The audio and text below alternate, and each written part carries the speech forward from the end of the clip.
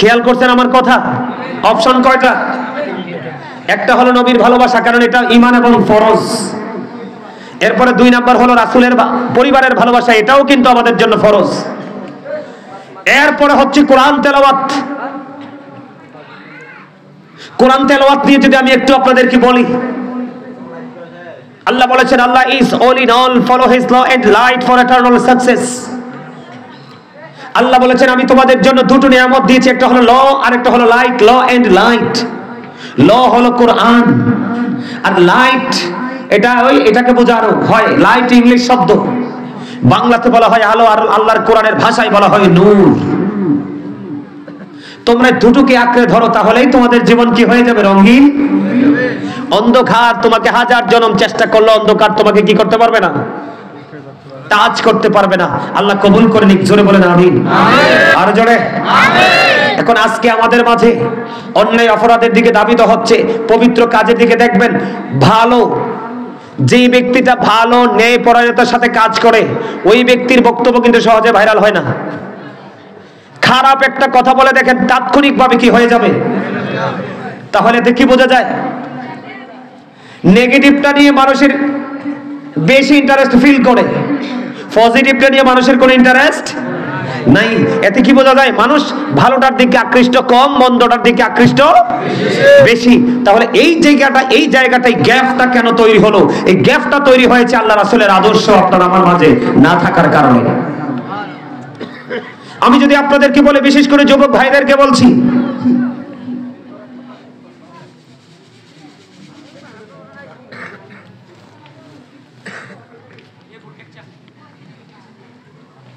আমি তোমরা 4-5 জন বসছো না, আমি তোমাদের একজনকে ডাক দিয়ে এনে বসাই দিব, বলে ভাই আমি পাশেরটায় বসি, তুমি একটু ওয়াজ করো, আমি শুনি। তোমাদের কাজগুলোতে আমি এত বিরক্ত হচ্ছি যেটা তোমরা অনুভব করতে পারবে না। তুমি যখন কাউকে মর্যাদা দিবে, সম্মান দিবে, তুমি একদিন সম্মান পাবে, মনে রাখবা। অ্যাকশন টু রিঅ্যাকশন, ঠিক না বলেন?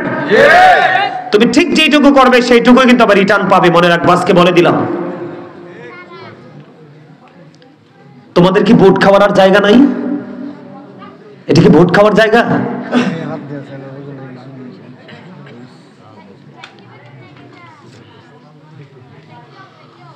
এই যে এইদিকে তো কতগুলো ঝাঁক বাঁধা একবারে ছাতক পাখির মতো ইয়াং ম্যানরা বসে আছে। এদের যে মানসিকতা, এদের যে দৃষ্টিভঙ্গি, আমি আপনাদেরকে বলে দিতে চাই, আমাদের আজকে এই যে এই জায়গাটা, আমি যে বারবার একটা জায়গাতে আনার চেষ্টা করতেছি, আসতেছে না। তার কারণ আসবে কি করে? সে তো সকাল তো সন্ধ্যা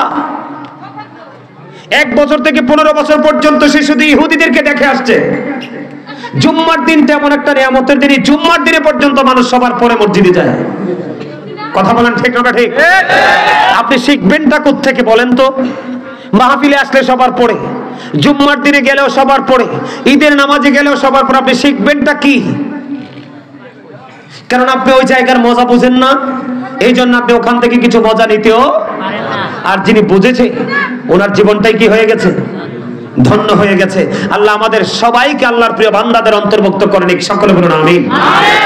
আমি আপনাদেরকে বলি, এদিকে তাকান, এই আমরা কিন্তু সফল হতে পারি নাই, কিন্তু আমাদের নবীকে কি বলেছে? আমেরিকার গবেষক মাইকেল এইচ হার্ট তিনি বক্তব্য দিয়েছেন, the 100 A ranking of the most influential person in the history. আমেরিকার গবেষক মাইকেল এইচ হার্ট তিনি বলেছেন 100 জন প্রভাবশালীর তালিকা তিনি করেছেন। তিনি 100 জন প্রভাবশালীর তালিকা করে তিনি ইনফ্লুয়েন্সিয়াল দ্বারা আপনার আমার প্রাণের নবীকে শ্রেষ্ঠ প্রভাবশালী হিসেবে আখ্যায়িত করেছে। আমরা কি সেই নবীর উম্মত না? আমাদের সেই নবীর কারণে আমাদের দাম কি সবার চাইতে বেশি না? মুসা নবী বলেন, ঈসা নবী বলেন, পৃথিবীর বুকে যতগুলো নবী রাসূল এসেছে বন্ধ, 1,24,000 নবী রাসূলের মধ্যে সকল নবীর চাইতে আখিরি নবীর উম্মতের দাম সবচেয়ে বেশি। আখিরি নবীর উম্মত, তার মানে আমরা যতক্ষণ না পর্যন্ত জান্নাতে কদম না দিব, ততক্ষণ পর্যন্ত অন্য নবীরা জান্নাতে যাওয়ার বৈধতা পাবে না। আপনারা জানেন কিনা জানি না, মুরব্বীরা হয়তো জানেন, শাহপুর দরবার শরীফের পীর সাহেব কেবলা ছিলেন ডক্টর আহমদ পেয়ারা বাগদাদি। জানেননি আপনারা? নাম শুনছেন? উনি বসরা ইউনিভার্সিটির লেকচারার ছিলেন। ওনার ধর্ম প্রচারটাই ছিল ইহুদিদের দেশে। অসংখ্য কিতাব তিনি লিখেছেন। ওনার কিতাব ঘেটে আমি চমৎকার একটা নিউজ পেয়েছি। উনি বলেছেন, of all the great religious personalities of all prophet, মুহাম্মদ রাসূলুল্লাহ সাল্লাল্লাহু আলাইহি সাল্লাম ওয়াজ দ্য মোস্ট সাকসেসফুল। জোরে জোরে বলেন না সুবহানাল্লাহ। মানে পৃথিবীর বুকে যত নবী রাসূল এসেছে, সকল নবী রাসূলের মধ্যে রাজনীতি থেকে ইমামতি, ইমামতি থেকে রাজনীতি পর্যন্ত প্রত্যেকটা জায়গায় আপনার আমার নবী সফল। সুবহানাল্লাহ। আজকে আমরা কি সফল নাকি ব্যর্থ? আমরা বিকট ভাবে ব্যর্থ। এই ব্যর্থতার দায় কিন্তু আপনি আমি কাউকে দিতে পারবো না, কারণ আল্লাহ doesn't wrong his slave, we are the ones who do wrong। আল্লাহ বলেছেন, ইন্নাল্লাহা লা ইয়াজলিমুন নাসা শাইয়্যা ওয়ালাকিন্নান নাসা আনফুসাহুম ইয়াজলিমুন। আল্লাহ বলেছেন সূরা ইউনূসের 44 নম্বর আয়াত, আল্লাহ বলেছেন আল্লাহ আল্লাহর বান্দার উপর জুলুম করে না, অত্যাচার করে না, বান্দা নিজেই নিজের উপর অত্যাচার করে। খেয়াল করছেন বিষয়টা? মানে আমরা রাসূলের আদর্শটা থেকে দূরে যাওয়ার কারণে আমাদের অবনতিটা কত বিকট হয়েছে, খেয়াল করছেন? আল্লাহ কি বলেছেন? যে আল্লাহ আল্লাহর বান্দার উপর অত্যাচার, ইন্নাল্লাহা লা ইয়াজলিমুন নাস। নাস শব্দ দ্বারা তিনি মানুষ কি বুঝিয়েছেন? আল্লাহ আল্লাহর বান্দার উপর অত্যাচার করে না, বান্দা নিজেই নিজের উপর অত্যাচার করে। জোরে কন্না নাউজুবিল্লাহ। আর যারা অত্যাচার করে, আল্লাহ বলেছেন আল্লাহু লা ইউহিব্বুজ জালিমিন। অত্যাচারীকে আল্লাহ পছন্দ করেন। আল্লাহ বলেছেন ওয়ামালিজ জালিমিনা মিন আনসার। যারা জালেম, আল্লাহ বলেছেন তারা যখন বিপদে পড়বে আল্লাহ তাদের জন্য কোনো সাহায্যকারীও। আপনারা করোনা দেখছেন নি? আমার সামনে আমার বাসার মালিক মারা গেছে করোনার সময়। বিশ্বাস করেন, সন্ধ্যার সময় ওনার একটা বাচ্চা ফোন দিল, হুজুর বাবার করোনা পজিটিভ। তাই কয়, হুজুর বাসায় রাখবো না, হসপিটালে নিব। আমি কোনার তো অনেক সাইড এফেক্ট আছে, হসপিটালে নিয়ে যান। বিশ্বাস করেন, খবর পাইছি মাগরিবের কিছুক্ষণ আগে। টাকার অভাব নাই, দুইটা ছেলেই বাহিরে বউ নিয়ে থাকে, ওনাদের বিজনেস আছে। বাবা ছুটিতে আসছে দুবাই থেকে, বাবা ছুটিতে আসছে। মানে মানুষের মৃত্যুটা কত দূরে, আবার মৃত্যুটা কত কাছে, খেয়াল করেন। মাগরিবের কিছু সময় আগে শুনতে পারলাম করোনা পজিটিভ। ঠিক এশার নামাজ পড়ে শুনলাম যে বলে যাচ্ছে, নামার পরে উনি ধরেন এই পাশে, আমি ওই পাশে। ওনাকে ঘরের দরজা থেকে দুইটা কদম হবে, দুইটা কদম বের করার পরে হঠাৎ করে দেখলাম তিনি ডান দিকে কাত হয়ে পড়ে গেছে। তখন আমি কি করলাম, একদম সামনে থেকে আমি একদম নিচু হয়ে ওনার মুখটার দিকে তাকালাম। তাকিয়ে দেখি এক সাইডে জিহ্বা কামড় দিয়ে রাখছে। আমি বললাম হি ইজ ডেড। তিনি পৃথিবী থেকে চলে গেছে, আউট হয়ে গেছে। হসপিটাল নিয়ে নেওয়ার পরে, তারপরে ওখানে নেওয়ার পরে তারা বলছে যে উনি তো আগেই পৃথিবী থেকে বিদায় হয়ে গেছে। অথচ টাকার কোনো অভাব। তুমি প্রথম বাসায় গেছো না? কত বড় বাসা দেখছো না? পুরো কত বড় অ্যাপার্টমেন্ট, কিন্তু পৃথিবী থেকে চলে গেল।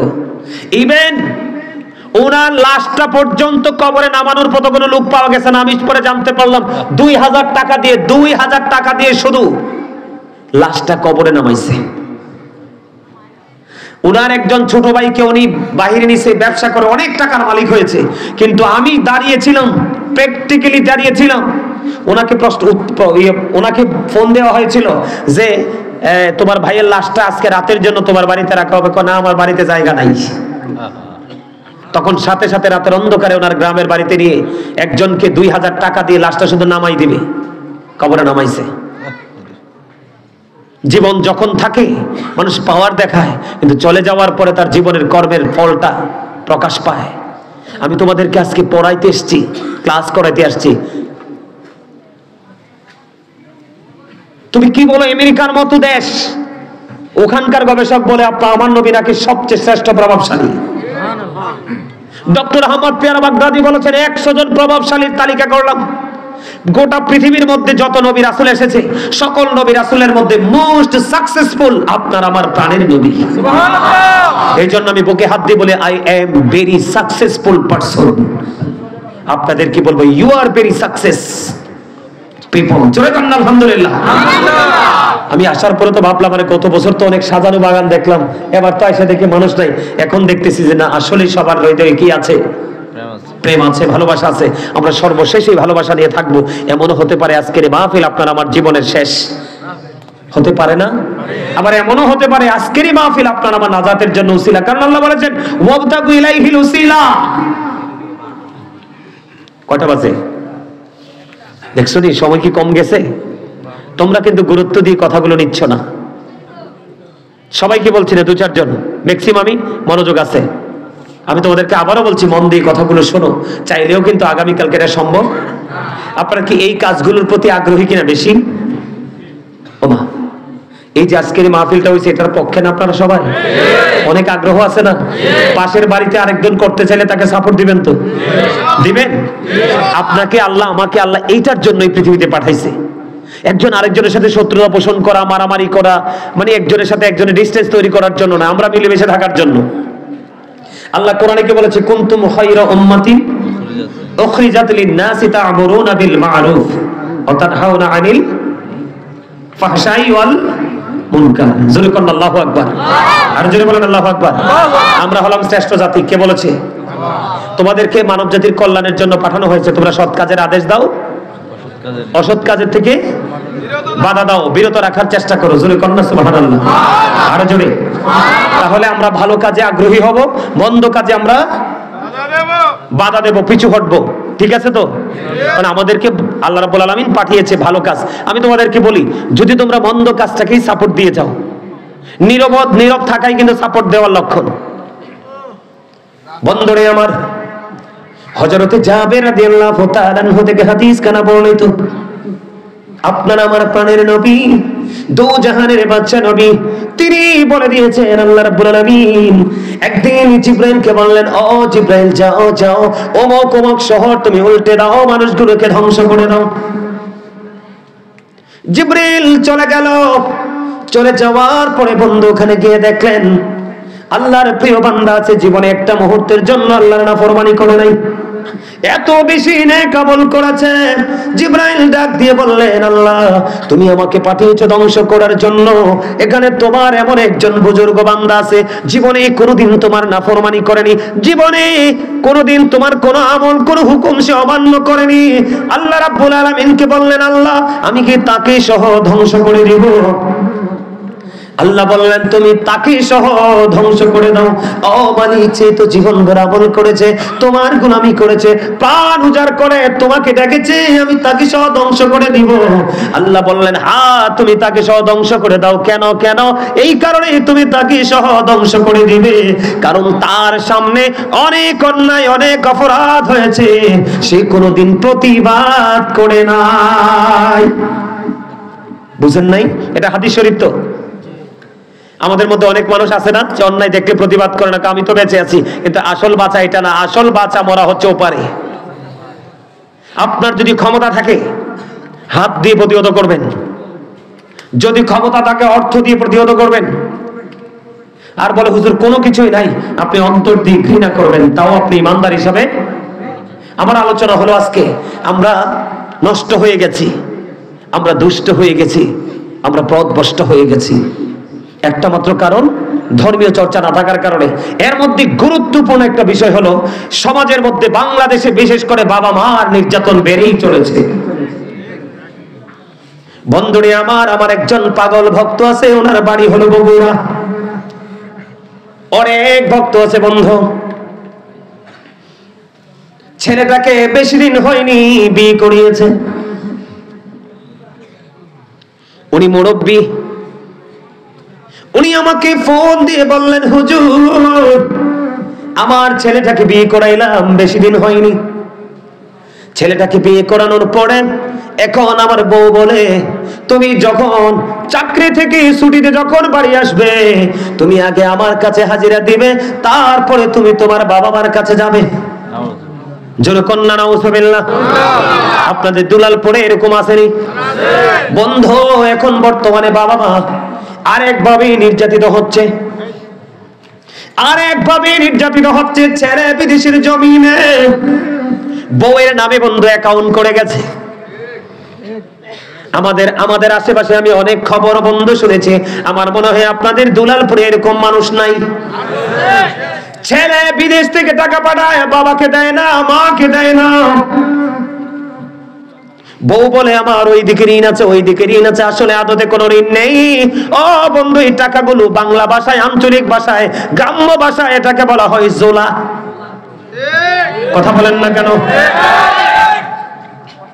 টাকাগুলো ট্রান্সফার করে দিচ্ছে বাবার বাড়িতে। এদিক দিয়ে মা কষ্ট পায়, বাবা কষ্ট পায়। অনেক পুরুষ আছে শ্বশুর বাড়িতে বিল্ডিং পর্যন্ত তুলে দিয়েছে, বাবা মা বন্ধু শুটকি দিয়েও 3 বেলা খেতে পায় না, কাঁচা মরিচের ভর্তা দিয়ে পারে না, শাক সবজি বনলতা দিয়ে বন্ধু খাবার খেতে পারে না। এমন সন্তান আছে না নাই? আল্লাহ আমাকে অনেক কয়েকটা দেশ ভ্রমণ করার সুযোগ করে দিয়েছে। কয়েকটা দেশ আমি সফর করেছি বন্ধু। আমি দেখেছি একটা বাবা একটা মা তার জীবনের সর্বোচ্চ দিয়ে সন্তানকে ভালোবেসে মানুষের মতো মানুষ করে দেয়, আর এই সন্তানগুলো পিতা মাতার কলিজার মধ্যে বিরতিহীন ভাবে বন্ধু তীর ঢুকায়। আছে কিনা বলেন? আমি আপনাদেরকে বলবো, আমার মন গড়া কথা বলার অভ্যাস নাই বন্ধু। হাদিস শরীফের মধ্যে এসেছে, একজন ওই ব্যক্তি আসলেন, ইয়া রাসূলুল্লাহ, ইয়া হাবিবাল্লাহ, নবী গো, ও প্রাণের নবী, আমার বাবা আমার সম্পত্তিটাকে নিজের মতো করে খরচ করতে চায়। ও দুলালপুরের যুবক, আমার ভাই, আমার বন্ধু, তোমরা সবাই মিলে শোনো। জন এক ব্যক্তি এসে বললেন, ইয়া রাসূলুল্লাহ, ইয়া হাবিবাল্লাহ, নবী গো, ও প্রাণের নবী, আমার বাবা আমার উপার্জিত অর্থ নিজের মতো করে খরচ করতে চাই। ইয়া রাসূলুল্লাহ, আমি এখন কি করব? আপনার আমার প্রাণের নবী একটা ডাক দিয়ে বললেন, শুধু তোমার উপার্জিত অর্থ নয়, তুমি নিজেও তোমার বাবার সম্পদ। এত আস্তে, আরে এত আস্তে ভাইরা, তোমরা আমার ওয়াজটা বুঝো নাই? মানে বাবার কাছে, রাসূলের কাছে জানতে চেয়েছে আমার উপার্জিত অর্থ বাবা কি করতে চায়। মানে মনে হয় যেন এটা ওনার টাকা, উনি নিজের মতো করে খরচ করতে চায়। নবীজি বললেন, শুধু তোমার উপার্জিত অর্থ নয়, তুমি নিজেও তোমার বাবার সম্পদ। বাবা যেমনি চায় এমনি তোমাকে ইউজ করতে পারবে, কিন্তু তুমি জীবনে কোনোদিন না শব্দ ইউজ করতে পারবা না।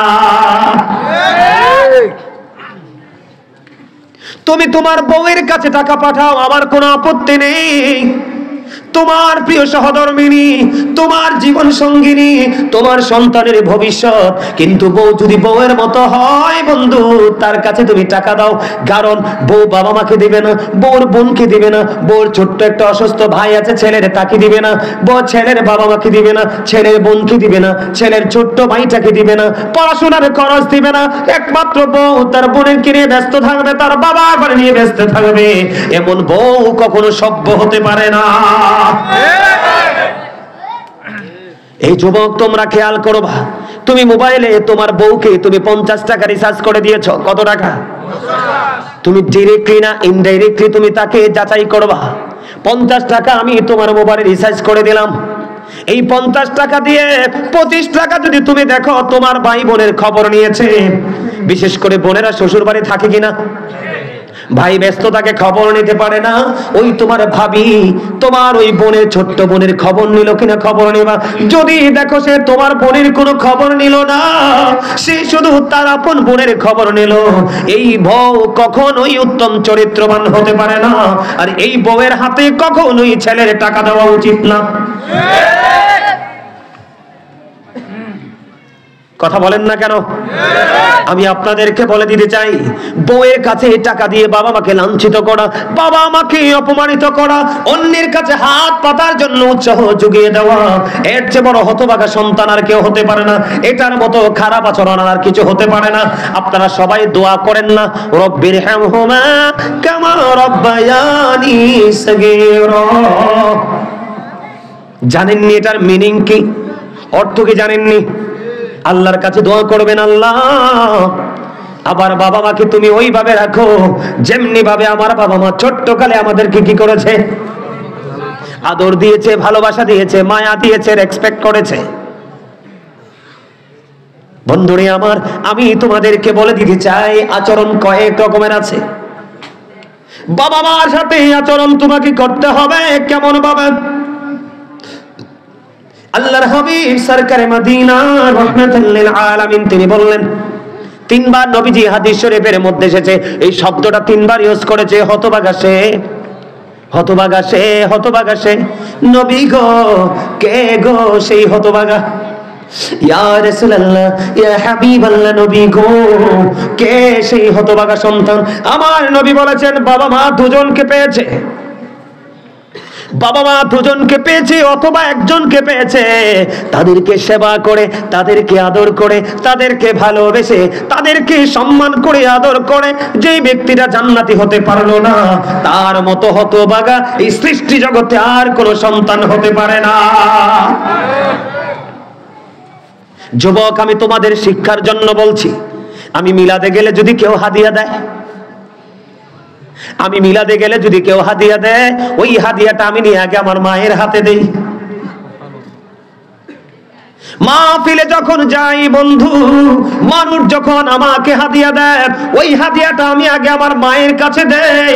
আমার প্রয়োজন হলে, মা আমার 500 টাকা লাগবে, 1000 টাকা লাগবে, আমি চেয়ে চেয়ে নেই বন্ধু। আমি আমার মায়ের কাছ থেকে চেয়ে নিতে আমি অনেক মজা পাই, কারণ এদিকে আমিও শান্তি পাই, আর অন্যদিকে আমার মা স্বাধীন বন্ধু।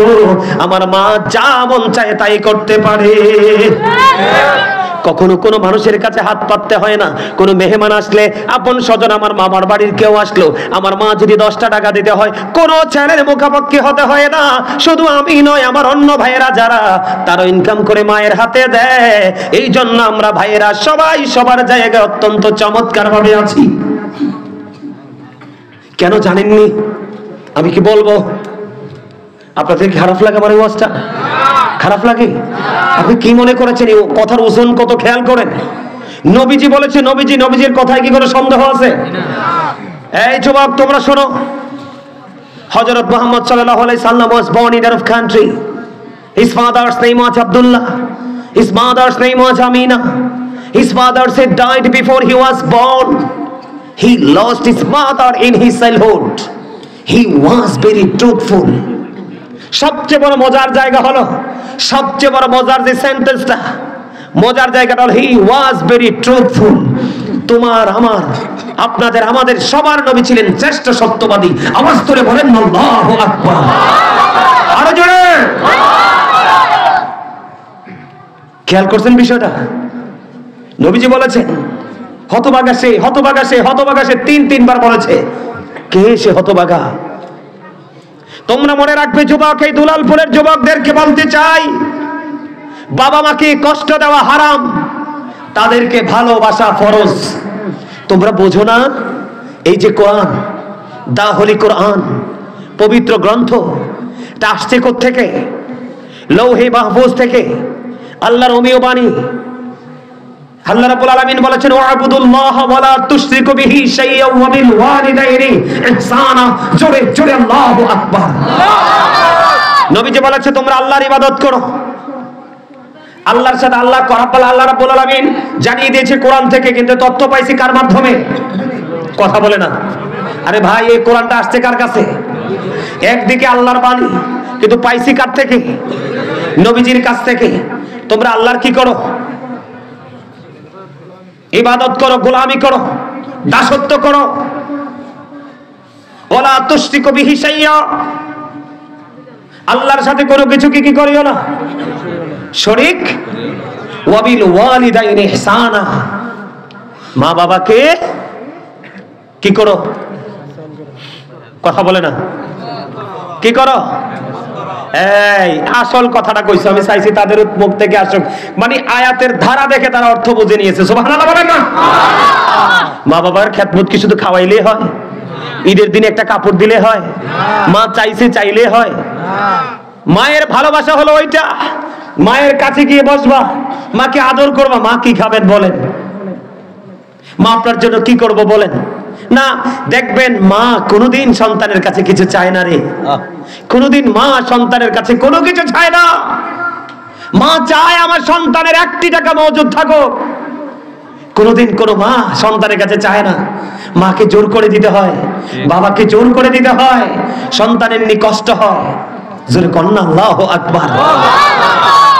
মা বাবাকে ভালোবাসবেন তো ইনশাআল্লাহ। বন্ধুরে আমার দিকে তাকাও বন্ধু।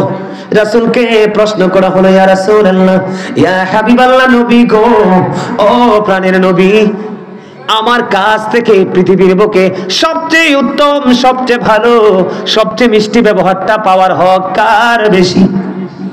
তোমরা বলো তো কার? বাবা মা সর্বপ্রথম, কিন্তু তোমরা মা বলেছো, একেবারে হাদিস শরীফের সাথে মিলে গেছে। রাসূল বললেন ক্বালা উম্মুকা, তোমার মা।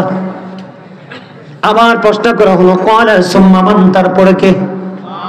নবীজি বললেন ক্বালা উম্মুকা, তোমার মা, ইউর মাদার। আবার প্রশ্ন করা হলো ক্বালা সুম্মা মান, তারপরে কে? ইয়া রাসূলুল্লাহ, নেক্সট টাইম কে? আমার নবীজি বললেন ক্বালা উম্মুকা, তোমার মা, ইউর মাদার। এরপর আবার প্রশ্ন করা হলো ক্বালা সুম্মা মান, তারপরে কে? আমার নবীজি বললেন ক্বালা আবুকা, তোমার বাবা। জোরে জোরে বলুন না আল্লাহু আকবার। মায়ের দিকে যদি তুমি একটা নজরে তাকাও, একটা হজের সওয়াব হয়ে যাবে। বলো হুজুর, প্রতিদিনই তো তাকাই, এই তাকানো সেই তাকানো নয়। তুমি যখন তোমার মায়ের চেহারার দিকে তাকাবে, তখন তোমার মধ্যে মায়ের প্রতি একটা করুণা জন্ম হবে। কেমন করুণা? মহাব্বতের। যেমন তুমি তোমার মায়ের চেহারাটার দিকে তাকাইলা, তোমার কাছে মনে হয়েছে মায়ের চেহারাটা একটু শুকিয়ে গেছে, মা হাঁটছে, মাকে একটু দুর্বল মনে হয়েছে। তোমার কাছে এমন যখন ফিলিংস আসবে, আল্লাহ কয় কেমন পাগল সন্তান মায়ের, মায়ের দিকে তাকাইয়া কত চিন্তা তুমি শুরু করলে।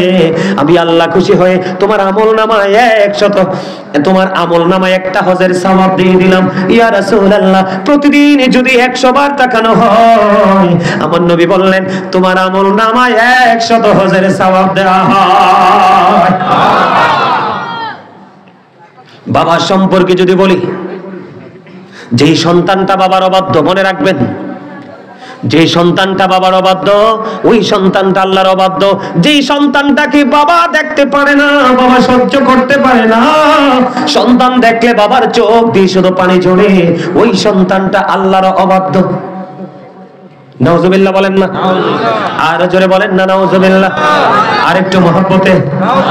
পৃথিবীর সব অপরাধের ক্ষমা চেয়ে মা বাবাকে তুমি যদি কলিজায় আঘাত দাও, এই আঘাতের ক্ষমা নাই, ক্ষমা নাই। তুমি দুনিয়াতেও কষ্ট ভোগ করবে, ওপারে যাওয়ার পরে ফাইনাল যন্ত্রণা তোমার শুরু হবে। মা বাবাকে কলিজায় আঘাত দিও না। আল্লাহ রাসূল বলে দিয়েছেন মা বাবাকে ভালোবাসো। জোরে জোরে করুন সুবহানাল্লাহ। কারণ মা বাবাকে ভালোবাসতে হবে বন্ধু। Paradise of the child under the feet of the mother, পায়ের পায়ের নিচেই তোমাদের জান্নাত। কিন্তু এই জান্নাতের জায়গায় আসতে হলে বাবা মাকে একটা দায়িত্ব পালন করতে হবে। আমি এই জন্য বলি every parent should take care their children very carefully. প্রত্যেকটা পিতামাতার উচিত তাদের সন্তানের দায়িত্ব যত্ন সহকারে পালন করা। আমরা সন্তান হিসেবে যদি বলি উই শুড ওবে আওয়ার প্যারেন্টস, আমাদের প্রত্যেকের উচিত আমাদের পিতামাতাকে মান্য করা। জোরে জোরে কন্যা সুবহানাল্লাহ। আপনি যখন সন্তানকে সুশিক্ষাটা দিয়ে দিবেন প্রথম দিকে, বন্ধুরে আমার, সন্তানকে যদি আপনি মানুষের মতো মানুষ বানাতে চান, 3টা জায়গা দিতে হবে তাকে। কয়টা জায়গা? একটা হলো পারিবারিক শিক্ষা, আর একটা হলো সামাজিক শিক্ষা। এখন বর্তমানে সামাজিক শিক্ষাটা সবচেয়ে বড়। আপনি যদি দেখেন আপনারা সমাজের ইয়াং ম্যানরা প্রতিকূলে চলে গেছে, আপনি আবার সন্তানকে কন্ট্রোল করতে হবে। 3 নাম্বার হলো বন্ধু ফ্রেন্ড সার্কেল। আপনার ছেলে কার সাথে বন্ধুত্ব করছে, কার সাথে সময় মায়াস করতেছে, টাইম পাস করতেছে, আপনি ওই দিকে নজর দিতে হবে। তাহলে আপনার সন্তানটা মানুষের মতো মানুষ হয়ে যাবে। কিন্তু আপনি সন্তান বড় হয়েছে বলে ছেড়ে দিলেন, ওই সন্তান কখনো বন্ধু মানুষের মতো মানুষ হবে না। আল্লাহ রাসূলের পাগল, আবার বন্ধু আমার দিকে তাকান, আল্লাহর হাবিবের পাগল, মায়ের জন্য পাগল। বৃদ্ধ মা একজন আল্লাহর প্রিয় বান্দা, মায়ের পাগল সন্তান। মা বন্ধু অসুস্থ, হাঁটতে পারে না, কিন্তু মায়ের শখ হলো খানাই কাবা তাওয়াফ করবে। বন্ধুরে আমার, ওই মায়ের পাগল সন্তান 7 বছর পর্যন্ত মাকে বন্ধু কাঁধে করে খানায় কাবা তওয়াফ করালেন। খানায় কাবা তওয়াফ করানোর পরে সাদিকুত তাইয়ার নামক ব্যক্তিকে প্রশ্ন করলেন, আমি আমার মাকে 7 বছর পর্যন্ত ওই কাঁধে করে খানায় কাবা তওয়াফ করিয়েছি, আপনি বলেন আমার মায়ের দুধের ঋণ শোধ হয়েছে কিনা? এবার সাদিকুত তাইয়ার একটা ডাক দিয়ে বলল, তোমার হায়াতে জিন্দেগি যদি 50,000 বছর হয়, তুমি যদি 50,000 বছর যদি তোমার মাকে কাঁধে করে চড়াও, তারপরেও একটা রাত্রি যে দুধ পান করেছো মা স্তন চেপে ধরে, একটা রাত্রে দুধের ঋণ শোধ হবে না। আর এই বাবা মাকে কষ্ট দিলে উপায় আসেনি? আরো জোরে বলেন, উপায় আসেনি? আপনারা জানেন ঈসা নবী বাবা ছাড়া পৃথিবীতে আসছে। ঈসা নবীর মা যখন ইন্তেকাল করলো, তিনি বন্ধু ঘরে ছিলেন না, এমনিতেই তাদের বসবাস ছিল পাহাড়ে। যখন ঘরে ফিরে দেখলেন মা দুনিয়া থেকে চলে গেছে, ঈসা নবীর কান্না, এমন ভাবে কান্না করেছে বন্ধু, মনে হয়েছে আকাশ বাতাস যেন বন্ধু ক্রন্দন করবে, এমন দুঃখ পেয়েছে। মা এমন একটা নিয়ামত, মা এমন একটা ধন, পৃথিবীর সবগুলো দরজা যদি তোমার বন্ধ হয়ে যায়, মায়ের আঁচল কখনোই তোমার জন্য ক্লোজ হবে না, এটা সব সময় তোমার জন্য খোলা থাকবে। সুবহানাল্লাহ। মা বাবার মর্যাদা কেমন, বিন্দু পরিমাণ আঘাত দেওয়া যাবে না। ওহ শব্দ যদি বাবা সন্তানের আঘাতের কারণে যদি ওহ শব্দটা করে, এই সন্তানের দুনিয়া এবং আখিরাত দুটোই বন্ধ, ধ্বংস হয়ে যাবে। আমি আপনাদেরকে বলে বন্ধু, বুখারী এবং মুসলিম শরীফের মধ্যে আসছে, হাদিস খানা অনেক লম্বা, হাদিস শরীফটা অনেক লম্বা, তার একটা অংশ আমি আপনাদেরকে বলতে চাই। বাবা মাকে অনেক বড় আঘাত দিতে হয় না, লাঠি দিয়ে মাথায় আঘাত করতে হয় না, বেত দিয়ে আঘাত করতে হয় না, হৃদয় দিয়ে যদি আপনি আচরণ দ্বারা গোপনে যদি বাবা মাকে আঘাত দেন, আপনার ভবিষ্যৎ বন্ধু ধ্বংস। আমি আপনাকে বলে বন্ধু, হযরতে জুরাইজ নামক বুখারী শরীফের মধ্যে এসেছে, হযরতে জুরাইজ নামক এক আল্লাহওয়ালা যুবক। বন্ধু আমরা যেমন জামাতে নামাজ পড়ি, একত্রিত হয়ে নামাজ পড়ি, জুরাইজ এইভাবে নামাজ পড়তে তিনি পছন্দ করতেন না। আল্লাহর বেশি পাগল ছিল, বেশি বুজুর্গ ছিল, বেশি আল্লাহওয়ালা ছিল। লোকালয় থেকে অনেক দূরে তিনি একটা হুজরা বানালেন। হুজরা বুঝতে পারছেন নি? আপনাদের মসজিদের পাশে একটা হুজুর থাকার একটা জায়গা আসেনি? কথা বলেন না কেন? আলাদা থাকার জায়গা আছে না প্রত্যেকটা মসজিদে? এইরকম একটা হযরতে জুরাইজ, খেয়াল করবা যুবক, তোমরাও তো যুবক, ওই জুরাইজ তো যুবক। এই যুবক জুরাইজ তিনি নামাজ পড়ার জন্য, ইবাদত করার জন্য একটা হুজরা বানালেন। হুজরার মধ্যে তিনি বসে বসে ইবাদত বন্দেগী করেন। একদিন তিনি নামাজের নিয়ত বেঁধে ফেললেন। এবার মা হুজরার বাইরে থেকে ডাকে, বাবা জুরাইজ, আমি মা এসেছি তোমার সাথে দেখা করার জন্য, আমাকে দেখা দাও। এখন তো জুরাইজ নামাজ পড়তেছে। জুরাইজ আল্লাহকে একটা ডাক দিয়ে বললেন, আল্লাহ আমি তো নামাজ পড়তেছি, আমি কি নামাজ চালিয়ে যাব নাকি আমার মায়ের সাথে আমি দেখা করব? জুরাইজ মনে মনে চিন্তা করলেন, যেহেতু নামাজের নিয়ত বেঁধে ফেলেছি, আমি নামাজটাই শেষ করে ফেলে। বন্ধু নামাজটা শেষ করে ফেললেন। নামাজ শেষ করার পরে এবার জুরাইজ হুজরার বাইরে এসে দেখে মা দুঃখিনী বাইরে নাই, চলে গেছে। জুরাইজ তো ইবাদতের জন্য বানিয়েছে জায়গাটা, খেয়াল করবেন। একদিন চলে গেল, দ্বিতীয় দিন আবার বন্ধু জুরাইজ নামাজরত অবস্থায়, ঠিক এমন অবস্থায় মা দুঃখিনী এসে ডাকছে, বাবা জুরাইজ আজকে আমি তোমার সাথে দেখা করতে আমি মা এসেছি, আমাকে দেখা দাও। জুরাইজ বন্ধু আজকেও নামাজরত অবস্থায়, জুরাইজ নামাজ পড়তেছে। ওই গত দিনের মতো আজকে আল্লাহকে ডেকে ডেকে বলছি, আল্লাহ আমি কি আমার মায়ের ডাকে সাড়া দিব নাকি আমি নামাজ চালিয়ে যাব? এবার জুরাইজ কি করলেন, ওই গত দিনের মতো আজকেও তিনি নামাজ, যেহেতু নিয়ত বেঁধে ফেলেছে, তিনি নামাজ পড়তেছিলেন। নামাজ পড়তে পড়তে বের শেষ করে বাইরে এসে দেখে আজকেও মা নাই। মা আজকেও এখানে নাই, মা চলে গেল। মা যখন চলে গেল বন্ধু, 2 দিন চলে গেল, তৃতীয় দিন আবার মা এসেছে হুজরাতে দেখা করবে। আজকেও এসে দেখি আজকেও জুরাইজ নামাজরত অবস্থায়। আল্লাহকে ডাক দিয়ে বললেন, আল্লাহ আমি তো নামাজ পড়তেছি, নামাজরত অবস্থায় আমি কি মায়ের ডাকে সাড়া দিব নাকি আমি নামাজ চালিয়ে যাব? এবার তিনি চিন্তা করলেন, না না আমি নামাজটাই চালিয়ে যাই। এক এক করে একদিন, 2 দিন, 3 দিন তিনি কিন্তু নামাজরত অবস্থায়, কিসের অবস্থায়? বন্ধুরে আমার, তিনি কিন্তু মাকে বকা দেয়নি, মাকে গালি দেয়নি, মায়ের সাথে কোনো ধরনের কটু বাক্য তিনি ইউজ করেননি। এবার 3 দিন মা আসলো, তৃতীয় দিন ও সন্তানের সাথে দেখা হলো না। এবার তৃতীয় দিন যাওয়ার সময় বলল, আল্লাহ একদিন নয়, 2 দিন নয়, 3 দিন আসলাম ছেলের সাথে দেখা করার জন্য, ছেলেটা আমাকে দেখা দিল না। আমি কষ্ট পেয়েছি, দুঃখ পেয়েছি, আমি মা বলে গেলাম আমার এই ছেলেটা বেশ্যা মহিলার মুখ না দেখা পর্যন্ত তারে মরণ দিও না। নাউজুবিল্লাহ, জোরে কন্যা নাউজুবিল্লাহ। ওয়াজ বুঝেন নাই?